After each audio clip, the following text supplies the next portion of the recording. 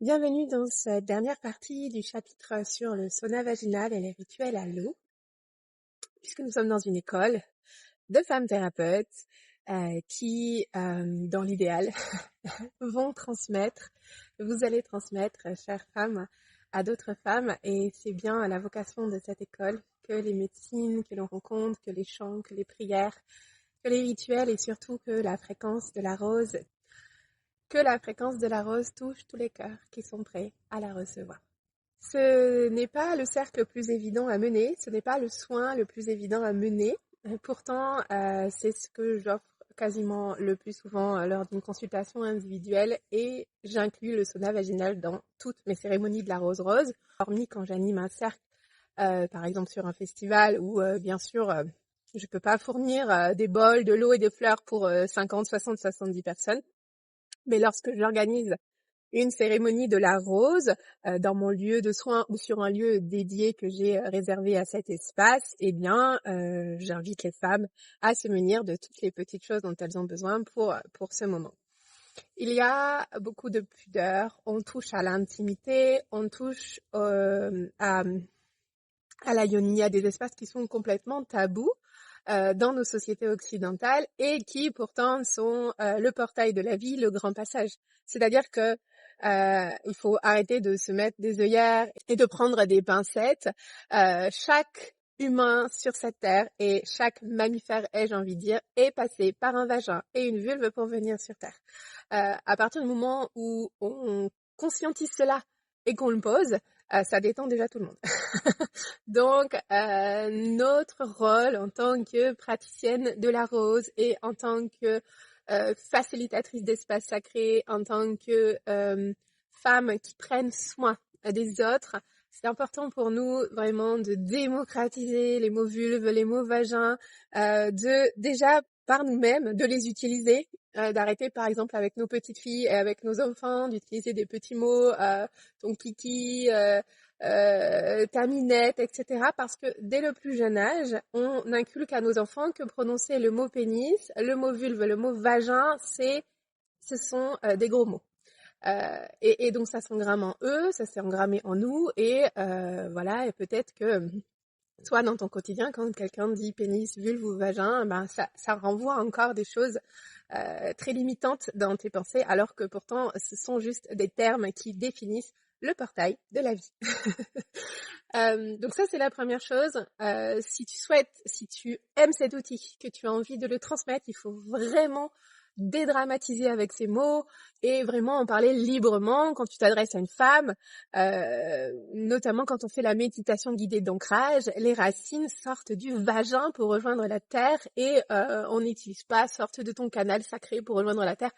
Pose les mots, c'est important. Si tu veux te positionner, si tu veux offrir ces espaces, il faut que toi, tu te positionnes légitimement avec ces termes et avec ces mots. Mon second conseil, c'est de ne pas cacher la pratique. Tu pourrais proposer une cérémonie de la rose et ne pas dire ce qu'il y a dedans, et des personnes se présentent. Et on touche quand même à des espaces de vulnérabilité. Il y a des contre-indications que l'on a vues lors de notre échange, que tu peux voir dans le replay. Le stérilet, le début de grossesse, les lunes, l'âge aussi, on commence à pratiquer à partir des menstruations. On peut pratiquer chez la toute jeune fille, toute petite fille, qui va avoir des problèmes de cystite, de mycose par exemple, etc. C'est très efficace, mais là on n'est pas sur une cérémonie ou sur un temps de reliance spirituelle, mais on utilise le sauna vaginal pour le corps physique, résoudre une problématique du corps physique qui a peut-être des répercussions liées à l'émotionnel. Mais on n'est pas là sur une cérémonie, on est vraiment sur un soin individuel, donc c'est encore différent. Mais puisque tu ne connais pas forcément toutes les femmes qui vont se présenter à toi, tu connais pas leur histoire, tu connais pas leur parcours, inutile de cacher qu'il y aura cette pratique pour te permettre de leur faire connaître et sans rebuter des femmes. Si tu décides de mener une cérémonie de la rose et d'inclure le sauna vaginal à l'intérieur, eh bien, pose-le. Et ce qui doit être, ça sera. Donc, ta posture est importante et la transparence par rapport à la pratique est également très importante. Ensuite, concrètement, comment cela se passe?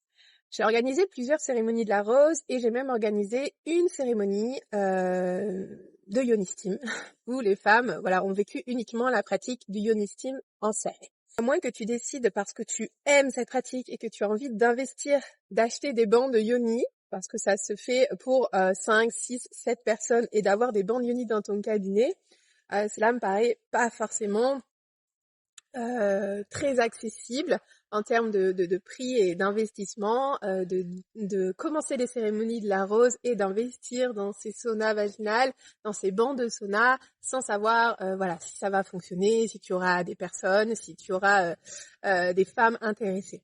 Donc, ce que je t'invite à faire dans un premier temps, c'est de vivre la pratique comme je vous l'ai fait vivre durant notre rencontre, c'est-à-dire sur un tapis confortable, à même le sol, dans la posture de l'enfant, accroupi ou à genoux, ou pour les personnes qui ont des problèmes de mobilité, assises sur un coussin haut, plusieurs coussins sur un zafou et le bol rapproché le plus près de la vulve, enveloppé dans une couverture.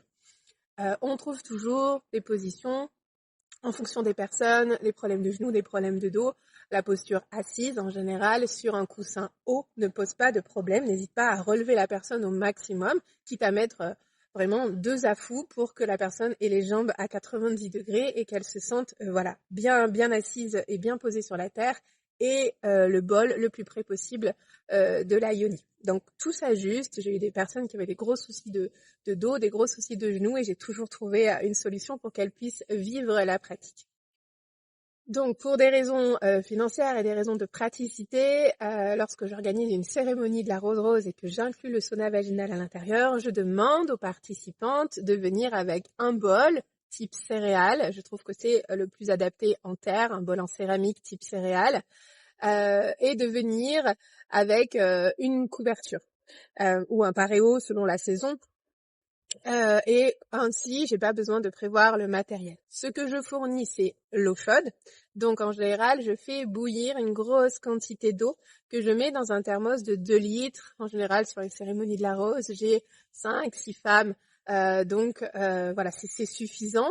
Maintenant, en fonction du nombre de personnes, il faudra ajuster ton niveau d'eau. Donc, de l'eau chaude, toujours disponible, bien chaude, les plantes. Lorsque je fais une cérémonie, en général, je ne laisse pas les femmes choisir les plantes et j'utilise le mélange de la roue des madeleines, un mélange équilibré qui nous permet de toucher les 4 directions, les 4 éléments, les 4 prêtresses. Et elle convient en général à tout le monde parce que même s'il y a de la sauge qui peut être contre-indiquée, on est en voie externe et on met quelques pétales, donc on relâche aussi avec la toxicité des plantes. On n'est pas en interne, on n'est pas sur une cure longue, on est sur un sauna vaginal de 20 minutes avec quelques feuilles de sauge. Donc en général, ces plantes conviennent à tout le monde, à part grosse allergie exceptionnelle, mais bien sûr, on prend le temps d'échanger avec nos participantes et de voir si tout est OK pour tout le monde. On peut toujours retirer du mélange les plantes pour la femme et ne mettre par exemple que de la rose s'il y a des contre-indications. Voilà, on s'ajuste, on s'adapte, on est flexible avec les femmes que l'on reçoit pour rendre l'expérience la plus agréable possible pour elles. Si tu n'as pas de tapis de sol aussi suffisamment en quantité pour les femmes que tu accompagnes, eh bien, leur demander de venir avec leur tapis de yoga. Moi, j'ai eu longtemps tout le matériel, mais j'avoue que pour des questions de praticité, pour m'éviter de tout sortir et de nettoyer derrière les tapis, parce que du coup, après un bain de sauna, on a tendance à devoir les désinfecter ou les laver en machine. Chacune amène son tapis, sa couverture et son bol. Moi, je fournis l'eau et les fleurs et tout est OK. Tu peux envisager, et je l'ai fait une fois, de faire une cérémonie de la rose ou de faire une cérémonie de Yoni Steam et de prendre un temps d'échange avec les femmes pour définir quelles fleurs seront les plus adaptées pour chaque femme. Mais la condition, c'est de bien connaître les plantes. En tant que naturopathe, je connais les vertus des plantes, je connais leur toxicité et je sais les reconnaître et les utiliser à bon escient. Si tu n'es pas très à l'aise, sers-toi du PDF des grandes plantes des femmes que je t'ai réalisé et n'utilise au début que ces plantes-là. Si ensuite tu souhaites te former à d'autres fleurs, eh bien c'est super, je t'y encourage. Mais en tout cas, dans un premier temps, en utilisant ce manuel qui est sécure et bien fourni, tu pourras utiliser les plantes en toute tranquillité et te fournir uniquement des plantes qui sont dans ce manuel. Mais d'écouter les femmes et de choisir les plantes qui leur correspondent, c'est vraiment un plus dans la pratique. Si une femme est en dépression, qu'elle est beaucoup dans l'eau, on va choisir plutôt une plante feu, une plante masculine, une plante terre également qui va la sortir de l'eau. Donc on va pouvoir utiliser le millepertuis, les licries italiennes qui ont dans leur signature, c'est-à-dire dans ce qu'elles nous renvoient, un côté très feu, très solaire, et des plantes comme des racines, par exemple, des racines de carottes sauvages, des racines de mauve, pour la ramener dans la terre et la sortir de l'eau.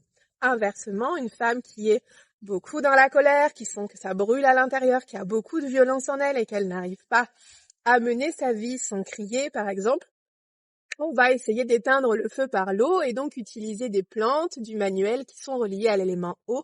Donc des plantes en général très pétillantes, très fraîches, riches en chlorophylle, comme l'ortie, la mélisse ou le trèfle aussi. Le simple trèfle de nos jardins fonctionne très très bien pour ramener de l'eau dans la terre des femmes. Donc voilà, ce sont des exemples succincts. De toute façon, il n'y a rien de magique. Il faut pratiquer avec soi-même, l'offrir également d'abord à notre cercle proche de femmes, à nos mères, à nos sœurs, à nos filles, et voir un petit peu leur ressenti, et on adapte nos pratiques. Pour pratiquer en toute sécurité, eh bien, la seule chose à laquelle on doit veiller, c'est la température de l'eau. Donc on l'a déjà dit, je le repose ici, c'est comme lorsque tu approches ta main au-dessus d'une casserole d'eau, si c'est chaud, on est d'accord que tu la retires. La vulve, c'est pareil. On prend le bol, on met les fleurs au fond, on couvre d'eau. Les femmes s'installent en posture de l'enfant, en posture accroupie ou assises sur des coussins hauts. Elles approchent le bol de leur vulve délicatement, sans en renverser, sans se brûler. On prend le temps et on s'installe au-dessus de l'eau chaude. On s'enveloppe dans la couverture. Si c'est trop chaud, bien évidemment, on invite les femmes à réouvrir la couverture et à patienter. On peut également effectuer des petits mouvements en avant ou en arrière ou ventiler la couverture pour créer de l'air et refroidir le bain de vapeur. La pratique dure entre 10 et 20 minutes, mais tout comme pour une inhalation du nez, tu pourras constater en pratiquant qu'au bout de 7-10 minutes, selon ta tolérance à la chaleur, l'eau va être beaucoup moins chaude et le soin beaucoup moins agréable. Dans ce cas, tu peux proposer à tes participantes de reverser de l'eau dans leur bol. Concrètement, lorsque j'organise une cérémonie de la rose avec le sauna vaginal, je fais un temps d'accueil, un cercle de parole où chaque femme dépose pourquoi elle est là et qu'est-ce qu'elle est venue chercher, quelles sont ses attentes, qu'est-ce qui fait que nous sommes réunis aujourd'hui. Ensuite, nous posons la roue, bien sûr avec l'huile, en s'ancrant à la terre et au ciel. Tu commences à comprendre le protocole et à l'avoir assimilé, et une intention pour la pratique. Ensuite, je propose le sauna vaginal. On met un petit peu de temps pour s'organiser. On invite les femmes à aller aux toilettes, à se déshabiller, à s'envelopper dans les couvertures, à trouver les bols, chauffer l'eau, etc. Donc il y a un petit temps comme ça de de flottement pour s'organiser. Puis chacune prend sa place. Je lance une piste musicale. Celle que j'ai créée pour notre temps de partage peut très très bien en convenir. Elle dure 30 minutes. Elle est un petit peu plus longue, mais comme ça, chaque femme prend le temps d'infuser à sa juste temporalité.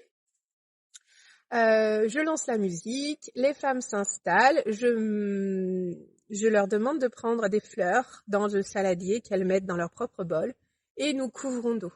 Elles s'installent comme on l'a vu, avec la couverture, et elles font la pratique. Parfois, sur le champ, je viens jouer du tambour. Donc ça, c'est quelque chose que je viens rajouter. Si tu n'as pas de tambour, si tu n'es pas femme tambour, ou si ça ne te parle pas de mettre le tambour sur la pratique, c'est vraiment OK.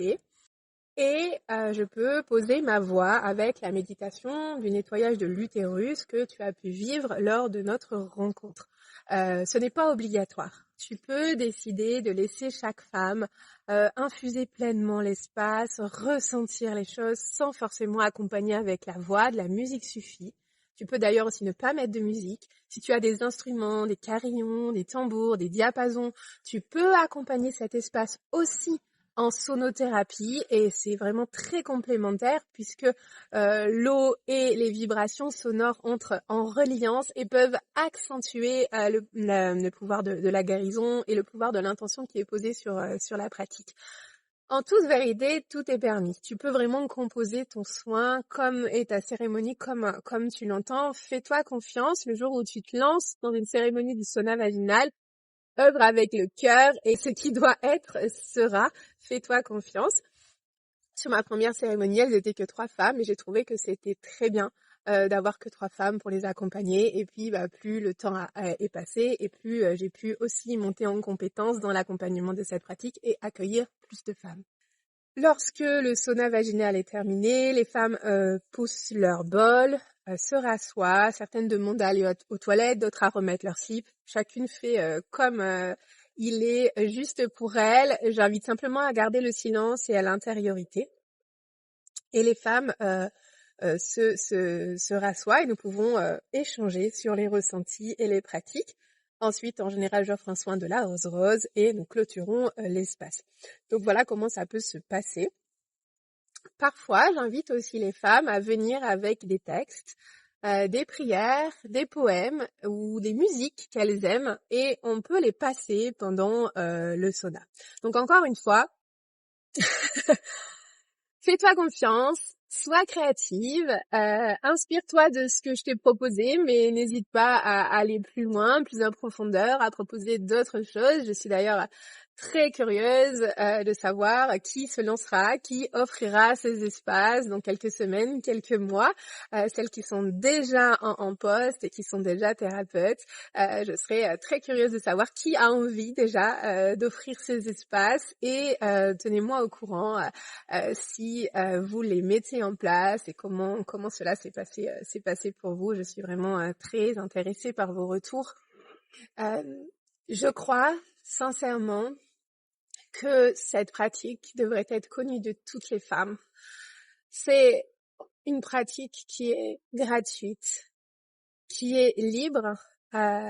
Tu sors, tu trouves tes fleurs, tu fais chauffer de l'eau et tu retrouves ton autonomie dans ta santé de femme, ton autonomie dans ta santé utérine. Et la santé utérine en Occident, la santé des femmes et de leur sphère gynécologique, elle est vraiment tombée entre les mains des gynécologues, des sages-femmes, des médecins qui sont pas toujours dans la bienveillance. Et je crois sincèrement que cette pratique devrait être connue de toutes les femmes et surtout de toutes les jeunes filles qui entrent en lune et qui ressentent l'appel de vivre leur menstruation d'une manière différente, plus autonome, plus libre, plus indépendante. Donc pour moi, c'est un ouvrage qui est merveilleux. C'est partager ces moments entre femmes, partager cette pratique entre femmes, la transmettre, c'est pour moi une vraie bénédiction pour le féminin. C'est une vraie bénédiction pour nous-mêmes, pour nos sœurs, pour nos filles et pour toute notre humanité. C'est retrouver notre pouvoir de femme sur notre temple et j'invite vraiment toutes les femmes qui ressentent l'appel à oser, parce qu'il y a vraiment cette barrière-là à passer, à oser vivre cette pratique, à défaire les croyances limitantes au sujet de la vulve, au sujet du vagin et au sujet de la féminité. Je te souhaite en tout cas déjà une très belle pratique personnelle. Je suis aussi curieuse de savoir comment tu le vis personnellement. Comme tu le sais, si tu as des questions, si tu as des interrogations, s'il y a encore, après ce module, des choses qui ne sont pas très claires pour toi dans cette pratique, eh bien, je suis là, je suis disponible dans notre communauté, en commentaire sous cette vidéo ou également par mail. N'hésite pas à me poser toutes tes questions. Je t'embrasse.